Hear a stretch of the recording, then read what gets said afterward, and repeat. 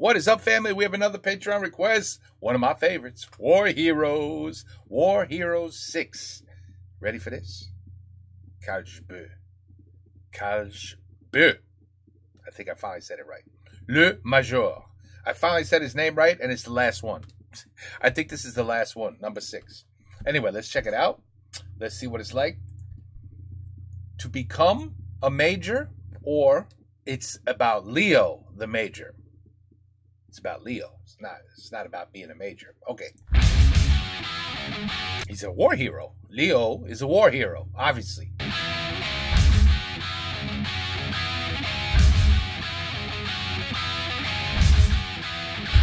Memories destroy my mind. Memories make me feel alone. Memories will never fade away. But this melody coming straight from hell may bring you back to me, my love. My precious rose.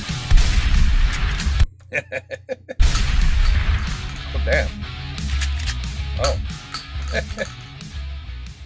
Okay. Salutations cher public, cet épisode est dédié aux aventures incroyables de l'intrépide Léo Major, soldat canadien-français ou comme on dirait à l'heure actuelle québécois, venu libérer l'Europe de l'occupation allemande durant la Seconde Guerre mondiale. Traiter le cas de Léo Major est une entreprise compliquée car il existe une multitude de versions différentes de chacun de ses exploits. Alors pour simplifier, chaque anecdote sera racontée par le biais de sa version la plus spectaculaire. Après tout, on n'est pas là pour suivre un cours d'histoire mais pour se divertir. Il ne s'agira donc pas ici de relater les actions de Léo Major. Pour lui faire honneur, je vais plutôt vous conter sa légende. Car c'est indéniable, au fil des années, Léo a transcendé son statut de héros de guerre pour devenir une sorte de super soldat mythique dont l'épopée est digne de Persée, Achille ou même Hercule. Alors comprenons-nous bien, si certains de ses exploits ont vraisemblablement été embellis avec le temps, il ne fait cependant absolument aucun doute que Léo Major est un soldat ultra badass qui mérite amplement son surnom de Rambo québécois.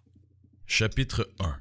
Enfance difficile. Léo est l'aîné d'une fratrie de 13 enfants. Son père est souvent absent à cause de son travail. C'est donc sa maman qui élève toute seule la famille et c'est tant mieux parce que papa c'est un violent. Quand il est à la maison, il défonce régulièrement le pauvre Léo à grands coups de ceinturon. À l'âge de 14 ans, Léo, qui manifestement en a ras le cul de se faire démolir par le paternel, décide de quitter la maison. Doté d'un moral à toute épreuve, il bosse dans l'agriculture puis dans la construction. Travaillant avec acharnement 10 heures par jour, 6 jours sur 7, Léo gagne le respect de ses chefs qui ne tardent pas à remarquer sa vaillance et sa témérité. On décide donc de le former au dynamitage. Et ça tombe bien, parce que Léo, il aime bien faire péter des trucs. En juillet 1940, à l'âge de 19 ans, Léo s'engage dans les forces armées canadiennes et il demande à être affecté dans le régiment de la Chaudière qui est le prochain à partir en Europe. Léo, il veut péter du nazi et il a pas le temps de niaiser. Pendant ses années d'entraînement, il se spécialise dans le tir de précision, la reconnaissance, les opérations commando et pour occuper son temps libre, il boxe, histoire de pouvoir aussi fracasser du nazi à main nue. Chapitre 2. 6 juin 1944. Débarquement de Normandie. Le jour tant attendu est arrivé. Léo va pouvoir commencer son entreprise de démantèlement du Troisième Reich. Léo débarque sur la plage de Juno Beach, 8 km de côte dont l'attaque est confiée à l'armée canadienne assistée de l'armée britannique. Les défenses allemandes sont solides et empêchent l'avancée des troupes d'invasion. Léo et 5 de ses potes décident d'utiliser des torpilles Bangalore pour faire péter un mur qui bloque la progression. Les torpilles Bangalore sont des tubes explosifs qu'on peut raccorder entre eux pour augmenter leur zone de destruction. Une fois le mur détruit, appuyé par un Sherman bulldozer qui déblaye les débris, Léo et ses potes s'introduisent dans la brèche et font 12 prisonniers dans la fortification voisine. Le blockhouse ayant cessé le feu, l'avancée des troupes alliées peut reprendre sur ce secteur de la plage. Léo et ses potes ont débloqué la situation. Plus tard dans la même journée, Léo part en mission de reconnaissance avec un camarade. Le duo repère un Halftrack Sonderkraftfahrzeug 251 avec 3 membres d'équipage. Le véhicule étant isolé et ne disposant d'aucun soutien d'infanterie, Léo et son pote décident de le capturer. Les deux loustiques étant tireurs d'élite, Léo se contente de blesser le pilote afin qu'il soit toujours en mesure de manœuvrer le véhicule, tandis que son camarade expulse la cervelle de la boîte crânienne du mitrailleur arrière. Les deux survivants se rendent et nos braves Québécois retournent au camp avec leur prise de guerre. Arrivés sur place, ils sont accueillis en héros par les troupes, mais l'officier chef de bataillon tente de les baiser en exigeant qu'ils lui cèdent le véhicule pour s'attribuer le mérite de sa capture. Mais Léo, faut pas le prendre pour un con. Hey mon esti, descends sur terre! C'est notre troc, nos prisonniers, puis tout ça c'est pour notre commandant de régiment. La capture de ce véhicule se révélera très utile car il contient du matériel radio ainsi que des livres codes permettant de décrypter les communications allemandes. Tout ça dans la même journée. Pas mal pour un premier jour au front. Ouais. Chapitre 3. 24 juin 1944. Petit Bobo. Pendant la bataille de Caen, lors d'une mission de reconnaissance, Léo et 4 potes repèrent une patrouille de soldats de la Waffen-SS. Ils leur tendent une embuscade et plutôt que de se rendre, les Allemands décident de se battre. Décision stupide qui les condamne au massacre. 4 des 5 Allemands sont tués sur le coup, mais le 5e parvient à lancer une grenade au phosphore avant de se faire descendre à son tour. La grenade pète à proximité de Léo, lui détruisant l'œil gauche. Arrivé à l'hôpital, le médecin lui déclare: Félicitations, mon homme. Pour toi, la guerre est finie, tu retournes au pays. C'est qu'elle est bonne. Arrête de niaiser puis donne-moi un plaster. Faut que je retourne décrisser des nazis. Bien qu'ayant perdu l'œil gauche, il refuse d'être démobilisé. Hitler est toujours vivant et Léo n'a aucunement l'intention de rendre son uniforme tant que ce problème n'est pas réglé. Chapitre 4. That's a hero. 30 octobre 1944. That's a Capture de masse. Léo part seul en mission de reconnaissance afin de localiser une troupe de 50 soldats anglais portés disparus après avoir tenté de libérer une ville. Il trouve leur équipement abandonné et en conclut que tous les hommes ont été faits prisonniers. Il repère alors 2 soldats allemands et leur tombe dessus par surprise. Surprise! Un des soldats, qui malheureusement ne sait pas à qui il a affaire, tente d'utiliser son arme. Léo le fume direct. Il utilise ensuite le soldat survivant comme appât pour capturer le reste de la patrouille allemande. Et les copains, j'ai trouvé un coin à champignons Wunderbar.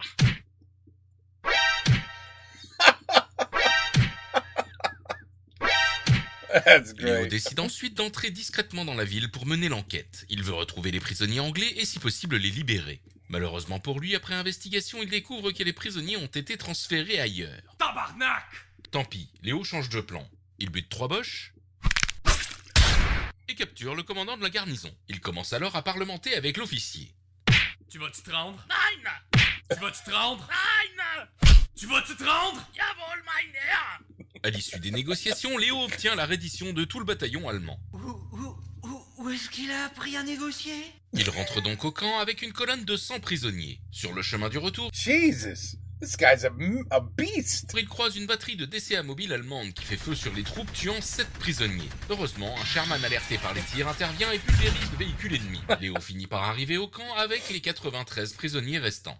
Pour That's cette crazy. action héroïque, Léo doit recevoir la Distinguished Conduct Medal. Mais Léo refuse cette décoration, car c'est le général anglais Montgomery qui doit lui la remettre en personne. Et Léo, il considère que Montgomery, c'est une grosse merde totalement incompétente.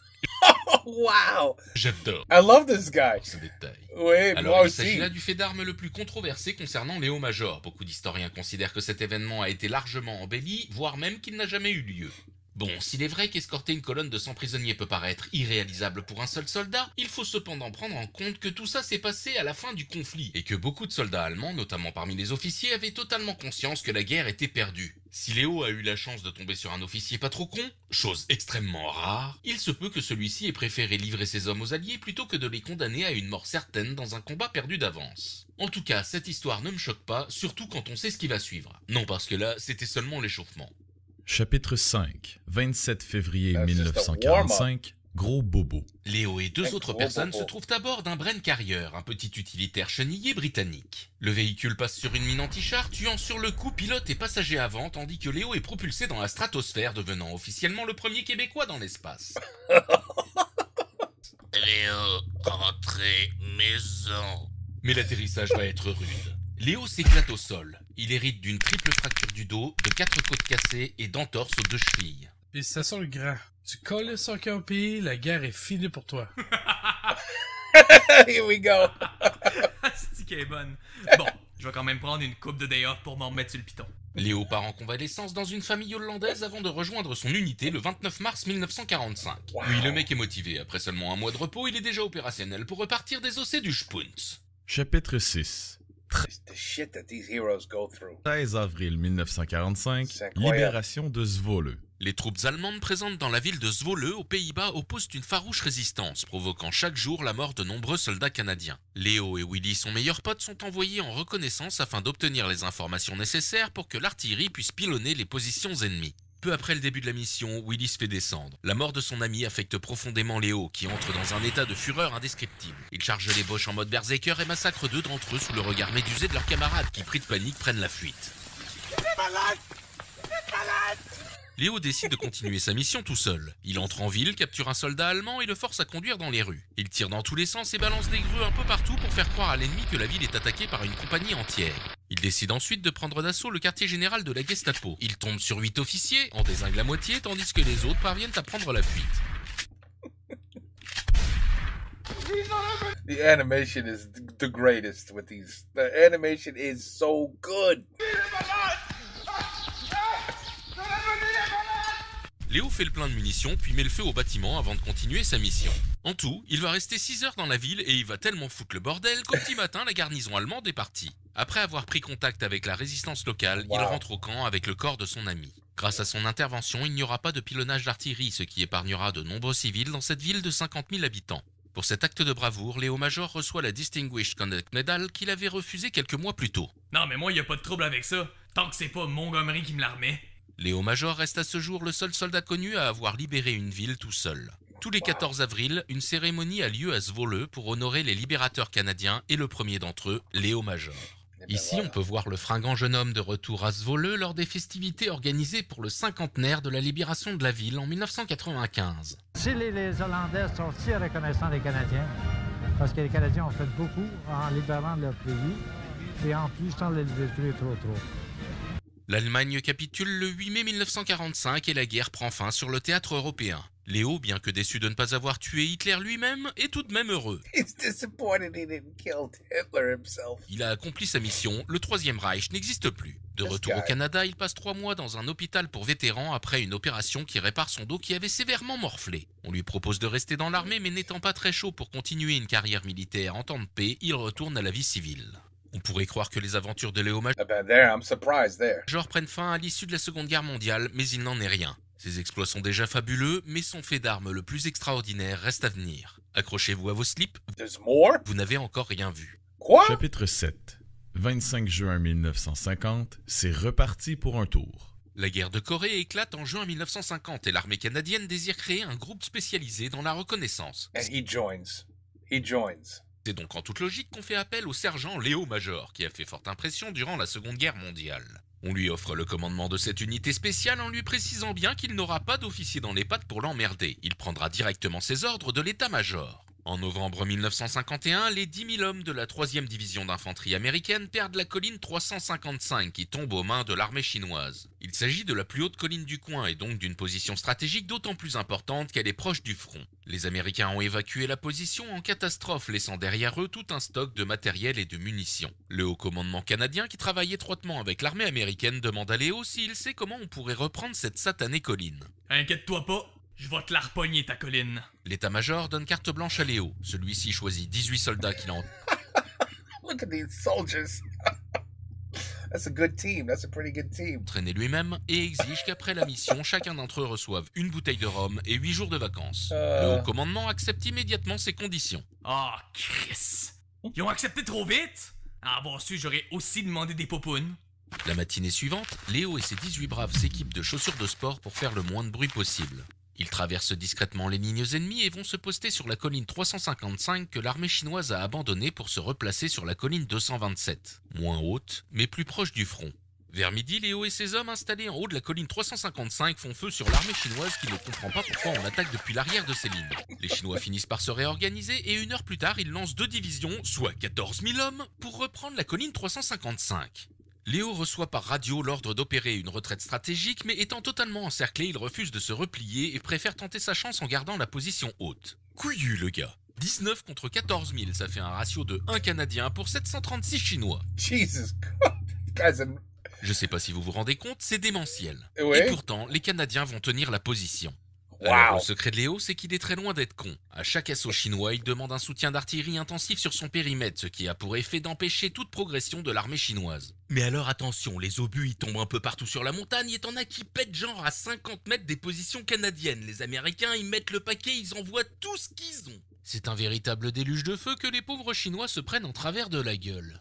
Grâce à leur volonté de fer, au soutien d'artillerie et surtout au génie stratégique de leur chef de section, les 19 Canadiens vont contre toute attente résister à 7 assauts majeurs de l'armée chinoise venant de 4 directions différentes et ce, pendant 3 jours. Oui, ils ont tenu 3 jours. C'est incroyable. À ce niveau, on ne parle plus de coups d'éclat, ni même d'exploit. Faut se rendre à l'évidence, on est face à un miracle. L'armée américaine parvient finalement à percer le front affaibli grâce au bordel qu'a foutu la bande des joyeux Canadiens qui, comble de la classe, n'ont subi aucune perte. Ils ont juste un blessé. Ouais, j'ai tombé, je m'ai fait un bobo sur le bras. Ici, la colline 355 que la 3e division américaine forte de 10 000 soldats n'a pas réussi à tenir face aux Chinois, 19 Canadiens l'ont repris et tenu pendant 3 jours. That's pretty damn embarrassing, America. That's pretty embarrassing. Alors pour moi c'est simple, c'est le fait d'armes le plus extraordinaire de toute l'histoire militaire. Wow. Et là, attention, c'est documenté et confirmé, il y a zéro doute, cet événement a bien eu lieu. Ce nouvel exploit vaut à Léo Major sa 2e Distinguished Conduct Medal. Malheureusement, Léo Major n'est pas américain, donc il n'y a pas eu de film, et au fil des années, lui et ses exploits Ouais. sont tombés dans l'oubli. Cependant, grâce à Internet, son histoire refait peu à peu surface, et c'est cool parce que ce mec est incroyable de badassitude. Léo meurt en 2008 à l'âge de 87 ans au terme d'une vie And he still made it to 87. Wow. bien remplie. Ainsi s'achève l'histoire de Léo Major, le soldat québécois ultra énervé, j'espère que ça vous a plu. Leo Major. That was actually his last name, tu vois? Les anciens épisodes de War Heroes Had nothing to do with being a major. vont revenir sur YouTube d'ici une semaine ou deux, faut juste que je finisse de modifier quelques passages qui pourraient poser problème avec le règlement de la plateforme. Ouais, I know. Trust me, je sais, mon ami, je sais. Le prochain War Heroes traitera du plus grand héros de la Seconde Guerre mondiale que j'avais évoqué il y a déjà un petit moment. Je vous dis à bientôt pour une nouvelle vidéo qui sera le premier épisode d'une nouvelle série, j'espère que ce concept vous plaira.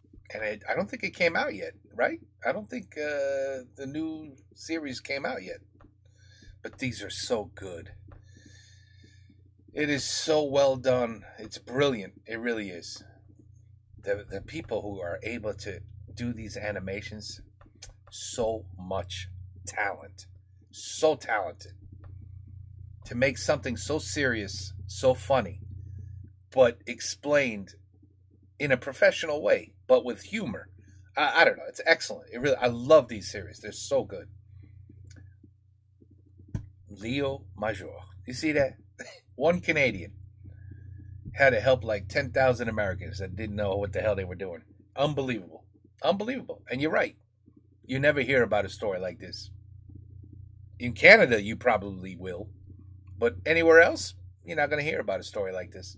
So that's what's great about these videos. You know what I'm saying? That's what's great. Anyway, très bien cette vidéo. Et as far as I know, c'est fini maintenant. Si quelqu'un sait qu'il a numéro 7, let me know and we'll check it out. Take care. Peace out. À la prochaine.